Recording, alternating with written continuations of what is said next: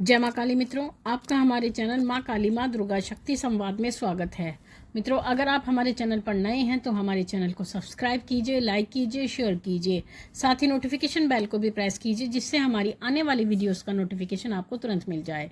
मित्रों, आज का जो विषय है वो विषय ये है कि क्या 12 से 3 के बीच में भी आपको कोई भूत, प्रेत या पितृ जकड़ लेते हैं।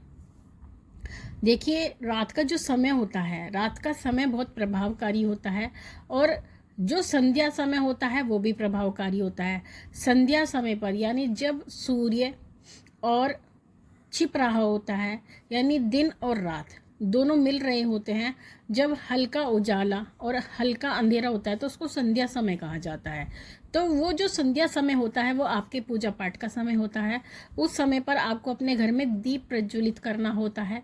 दीप हमेशा घर में 2 प्रज्वलित करने चाहिए, एक तो देसी घी का और दूसरा सरसों के तेल का। अगर आप अपने घर में सरसों के तेल का दीप रोज प्रज्वलित करते हैं तो इससे आपके घर की जो नकारात्मक शक्तियाँ हैं वो तो आपका घर छोड़ के जाती ही जाती हैं। आपके घर में किसी भी नकारात्मक शक्ति का प्रभाव नहीं आता है। सबसे बड़ा विशेष गुण ये होता है। और दूसरे, जिनके घर में माँ काली विराजमान होती हैं वो तो हमेशा से ही घर में जो है सरसों के तेल का दीपक लगाते हैं। तो एक समय ये होता है। दूसरा समय होता है रात के समय 12 से 3 बजे का समय, जिस समय पर आप विश्राम कर रहे होते हैं, गहरी निद्रा में होते हैं। तो उस समय पर कई बार आप ये महसूस करते हैं कि हम बोल नहीं पा रहे हैं, या फिर अगर हम उठना चाहते हैं तो हम उठ नहीं पा रहे हैं और आपके हाथ पैर बिल्कुल शिथिल हो जाते हैं। आप अपने हाथों पैरों को हिलाना चाहते हैं लेकिन चाह करके भी आप अपने हाथ पैरों को नहीं हिला पाते हैं। अगर आप कुछ कहना चाहते हैं, आप बोलना चाहते हैं तो आपकी आवाज़ नहीं निकलती। तो ये परिस्थिति आपके साथ होती है और जब ये परिस्थिति होती है तो उस समय पर आप बहुत ज़्यादा डर जाते हैं। और डरने की स्थिति में आपको, कहते हैं ना, जब किसी को किसी भी प्रकार की कोई मुसीबत आती है, परेशानियाँ होती है, तो उस समय पर इंसान को जो है भगवान याद आता है। तो उस समय पर जब आपकी ये परिस्थिति होती है कि आप जो है किसी शक्ति के द्वारा जकड़ लिए जाते हो, तो उस समय पर आप अपने इष्ट का ध्यान करते हो, या फिर अगर आपको हनुमान चालीसा होता है तो हनुमान चालीसा का जाप आप करते हो, या फिर आपका जो इष्ट मंत्र होता है उसका जाप करते हो, या किसी भी देवी देवता का जो आपके इष्ट हैं या आराध्य हैं उनका नाम जाप करने से, या कोई मंत्र पढ़ने से, या हनुमान चालीसा या बजरंग बाण पढ़ने से आपकी जो स्थिति है, मतलब जिस स्थिति में आप हो उससे आप एकदम से छूट जाते हो, यानी आप सामान्य स्थिति में आ जाते हो और जो वो दबाव पड़ रहा था आपका शरीर एकदम से हल्का हो जाता है। तो ऐसा क्यों होता है? कौन सी ऐसी शक्ति है जो आपको रात को 12 से 3 बजे के बीच में जकड़ लेती है और ये स्थिति क्यों बनती है? देखिए, जिन लोगों का एक तो ओरा खंडित होता है, यानी ओरा जो होता है, हमारा जो निर्माण होता है ओरा का, ओरा तो सभी का होता है, लेकिन उसमें जो ओरा होता है वो कितना साफ है, यानी उस पर पाप प्रभाव है नहीं है या नहीं है। अगर आपकी आत्मा पे पाप प्रभाव होगा तो आपका ओरा अच्छा नहीं होगा, और जितना आपके ऊपर सत्कर्मों का प्रभाव होगा तो आपका जो ओरा है, आपका जो तेज पुंज है वो उतना ही चमकीला होगा। तो इस प्रकार से कई बार लोगों का जो है पाप प्रभाव के कारण ओरा खंडित हो जाता है। तो जिन लोगों का ओरा खंडित हो जाता है तो ऐसे व्यक्तियों को जो नकारात्मक शक्तियाँ होती हैं तो उनको इस प्रकार की शक्तियाँ पकड़ लेती हैं, जकड़ लेती हैं। और कई बार कुछ व्यक्ति ऐसे होते हैं कि वो नई जगह पर जाते हैं, जैसे किसी ने, या फिर कुछ व्यक्ति ऐसे होते हैं जो नए मकान का निर्माण करते हैं। जो लोग नया मकान बनाते हैं और नया मकान बनाने के बाद में जब उसमें रहना शुरू करते हैं तो उनके साथ में परिस्थिति होती है। या फिर अगर आप किसी होटल में जाते हो, होटल के रूम में आप सोते हो, तो वहाँ पर भी कई बार ये स्थिति बन जाती है कि आप जकड़े जाते हो भूत प्रेत के द्वारा या पितरों के द्वारा।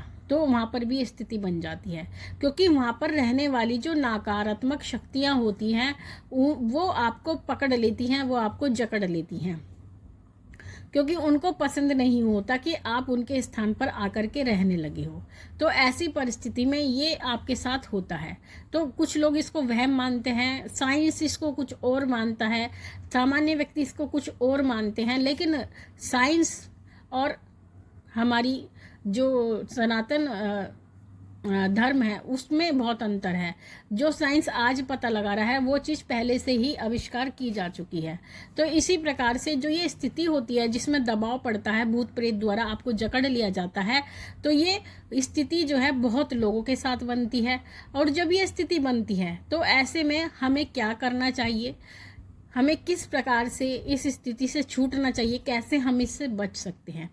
अगर कभी भी आपको जीवन में ऐसा लगे कि हमारे शरीर पर दबाव पड़ता है या हम एक स्पेसिफिक जगह पर भी जा कर के ये चीज़ होती है, अगर हम हमारे घर में कोई एक ऐसा स्थान होता है जहाँ पर मतलब बार बार ऐसा होता है, तो वहाँ पर एक तो हमें हमेशा सरसों, जो पीली सरसों आती है और काली राई होती है, उसको मिला करके धुनी देनी चाहिए।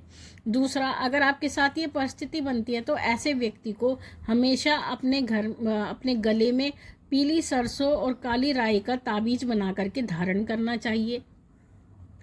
दूसरा, ऐसे व्यक्ति को अपने साथ अगर वो कहीं जाता है या कहीं सुनसान जगह पर जाता है या उसको लगता है कि मैं किसी होटल में रुकूंगा, तो ऐसे को एक तो सरसों का और राई का ताबीज गले में बना करके पहनना चाहिए, अपने साथ एक नींबू रखना चाहिए। दूसरा, अगर वो कहीं पर भी सोता है तो सोते समय अपने तकिए के नीचे चाकू रखना चाहिए, या फिर अगर वो कहीं पर भी सोता है तो अपने साथ उसे पीली सरसों रखनी चाहिए। जब भी वो सोए तो अपने चारों तरफ पीली सरसों बिखेर ले, क्योंकि सरसों जो है नकारात्मक ऊर्जा को दूर रखती है। नकारात्मक ऊर्जा को आपके आसपास जहाँ पर आपने वो सीमा खींची है सरसों के द्वारा, वहाँ पर प्रवेश नहीं करने देती है, तो वो करने से भी आप बच जाते हैं। अगर आपके साथ ये परिस्थिति बार बार बनती है तो रोज़ आपको कम से कम 5 बजरंग बाण का पाठ करना चाहिए, क्योंकि हनुमान जी की विशेषता है कि जो उनका नाम जाप करता है या बजरंग बाण का पाठ करता है तो हनुमान जी उनके प्राणों की रक्षा करते हैं। तो आपको बजरंग बाण का पाठ करना चाहिए, रोज़ 5 बजरंग बाण का पाठ करना चाहिए। और रात को सोते समय आपको अपने इष्ट के मंत्रों का जाप करना चाहिए या फिर दुर्गा कवच का पाठ करना चाहिए।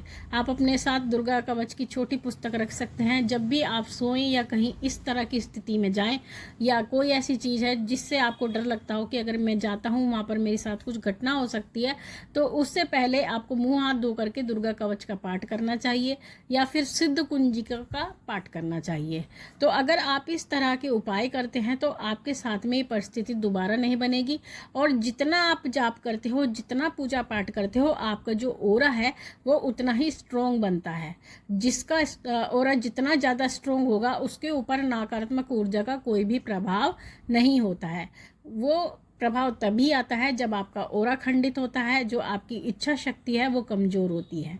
अगर आप अपना सुरक्षा चक्र मजबूत बना करके रखते हैं तो आपके ऊपर किसी भी प्रकार की नकारात्मक ऊर्जा का कभी भी प्रभाव नहीं आ पाएगा।